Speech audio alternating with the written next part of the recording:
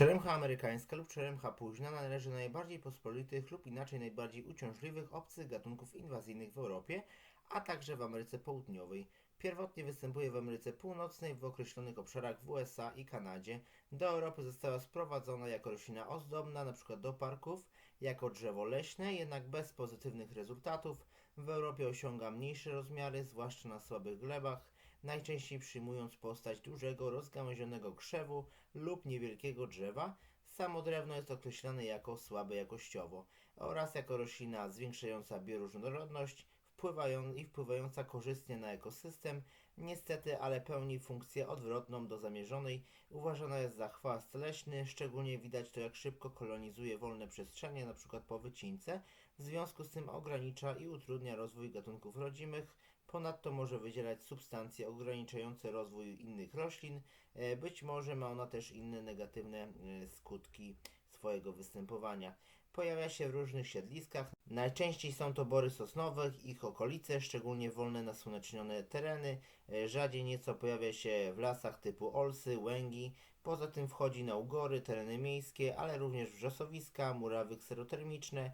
Pojawia się w miejscach, w których nie powinna rosnąć, np. pod liniami energetycznymi, na drogach, w obszarach naturalnego występowania. Posiada wiele wrogów, które normują jej populację, takich jak chorobotwórcze grzyby, szkodliwe owady, jelenie wirginijskie, które są odporne na nią, czy ludzie, gdzie czeremcha amerykańska, rosnąc jako okazałe drzewa w USA, stanowi cenne źródło drewna.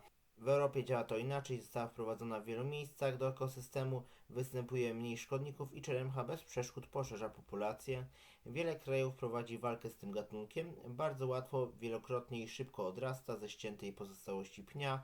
W celu zwalczania należy pozbyć się całych roślin łącznie z korzeniami, prowadzi się również wycinki, a pnie smaruje się herbicydami.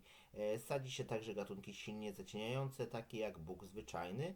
Walka z tym gatunkiem wymaga sporych nakładów pracy i finansów. Czeremcha amerykańska jest bardziej tolerancyjna i odporna od rodzimej czeremchy europejskiej.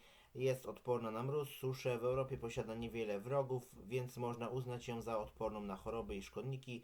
Preferuje gleby żyzne, ale świetnie radzi sobie i często rośnie na luźnych, słabych, piaszczystych. Najlepiej rośnie na słońcu lub w świetlistych miejscach półcienistych typu bory sosnowe.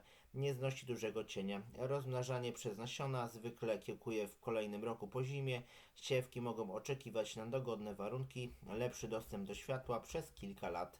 Liczne owoce przyciągają ptaki, które przyczyniają się do roznoszenia czeremchy. Roślina posiada również, jakby nie patrzeć, pozytywne zastosowanie w Europie. Między innymi jest to roślina miododajna, uważana za lepszą od europejskiej. Jest źródłem owoców wykorzystywanych w przetwórstwie, np. na nalewki. Jest dobrą rośliną ozdobną i żywopłotową. Dobrze znosi cięcie i jest odporna na wszystko. Stosowana w medycynie do różnych celów. Wykorzystuje się owoce, korę, liście.